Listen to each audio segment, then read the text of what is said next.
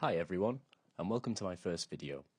Today we're going to be looking at Reddit and asking, Redditors who have worked around death and burial, what is your best ghost story? I'd like to give a big thank you to the Reddit user 8-Bit Eclipse for posing this question. Now let's get into it. I used to be a security guard at a hospital. One night, while doing my rounds, I went into the surgery wing and was walking down a hallway when I saw a doctor looking at the whiteboard, where all the scheduled surgeries are usually written down. I said, "Hello, doctor," and kept going. The doctor didn't say anything back, just kept studying the whiteboard.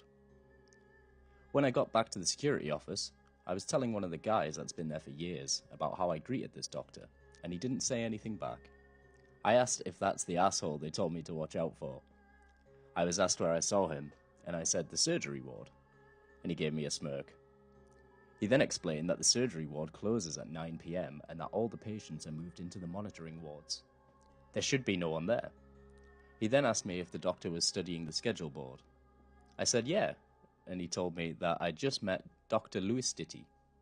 Apparently, some many years ago, one of the surgeons went up to the helipad and jumped off the building. Seems like he never stopped working though.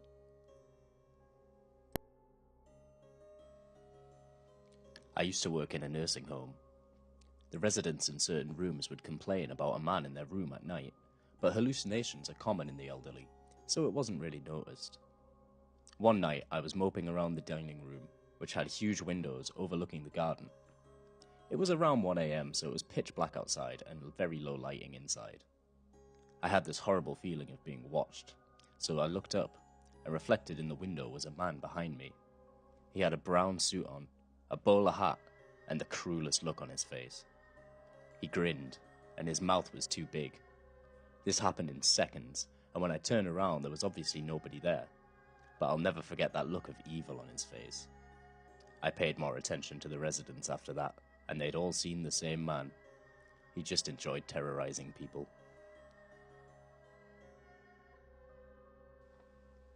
I used to be a driver for a funeral home corporation.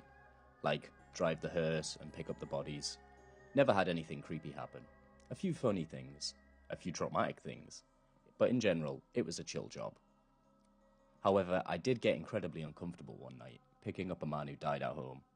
He still had the defibrillator leads on his chest, and his eyes were closed, which is unusual because the eyes are always open. He just looked like he was asleep or unconscious, not rigid or pale or anything. I just had this sinking feeling for about half an hour in traffic that he was going to suddenly gasp and wake up in the body bag. Then it hit me. That would be the coolest thing ever. I'd take him home and he'd be back with his family, so I just kind of drove slowly and turned up some music and sang along and talked to him. When I got him to the funeral home, I left him out at the cooler for about an hour while I did paperwork and played on my phone. When I got another call, I checked on him and his limbs had started to stiffen. I was kind of bummed, so I put him in the cooler and I went on to my next call. When my cousin was 18, he was in a bad wreck, and him, his girlfriend, and her sister were all pronounced dead at the scene. The police arrived to inform my aunt, his mum, and she asked that he be sent to a specific funeral home. While they were preparing to embalm him, he raised up and asked, "Where the hell am I?" The funeral director said it was the first time he ever had to go home and change pants. I should add that the top of his head was open, and his brain was exposed. He was sent to the hospital. The same police officer came to my aunt's to tell her that he was not dead, but in the hospital. They thought he'd be in a vegetative state, but a few weeks later, he walked out of the hospital. My aunt said it was the worst and best day of her life. I was a nurse employed in nursing homes. Electrical disturbances weren't uncommon.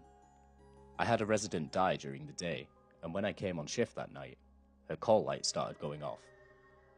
Thinking the light connection to the wall had been disturbed when they removed her and cleaned the room, I visually checked it. I unplugged it and plugged it in again, and I noted there was no issue. Less than an hour later, it's going off again. Knowing what I know now, I go in and speak to her. I acknowledged her and what she was doing, and told her I was really busy though and couldn't keep coming in there all night. It never went off again. Edit to add. I also had a patient let me know she was dead by call light. She had Alzheimer's.